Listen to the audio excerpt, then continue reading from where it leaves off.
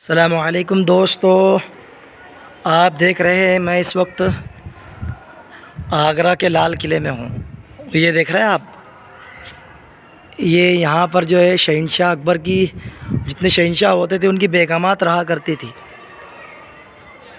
और ये देख रहे हैं आप, ये माशाल्लाह बागीचा, ये उसी ज़माने का बना हुआ बागीचा है। देखिए कितना खूबसूरत है। ये अंगूरी बाग है, इसको अंगूरी बाग के नाम से जाना जाता है। ये देखिए माशाल्लाह कितनी खूबसूरत इमारत है सामने। यहाँ भी देखिए आप, बागीचा कितना खूबसूरत है यहाँ पर।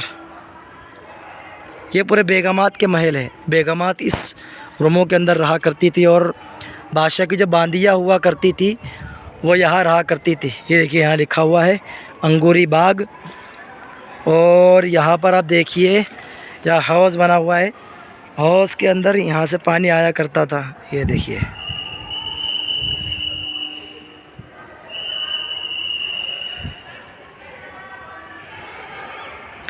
माशाल्लाह। देखिए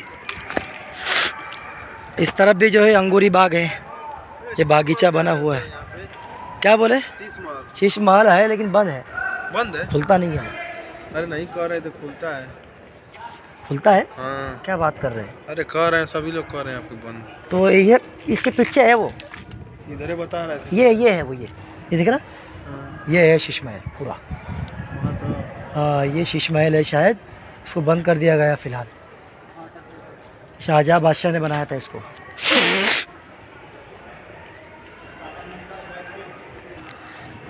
ये सामने देख रहे हैं आप, शाहजहाँ बादशाह और मुमताज़ महल का जो है ख़ास बेडरूम है। यहाँ बैठ कर के वो इस पूरे बागीचे का, अंगूरी बाग का नज़ारा किया करते थे। अभी हम लोग उसी तरफ जा रहे हैं। यहाँ पर देखिए आप, छोटा सा बरामदा माशाल्लाह बना हुआ है। ये कितना खूबसूरत है भाई, बहुत ज़बरदस्त। यहाँ पर से आप देखिए, अंदर कोई तय खाना लगता है।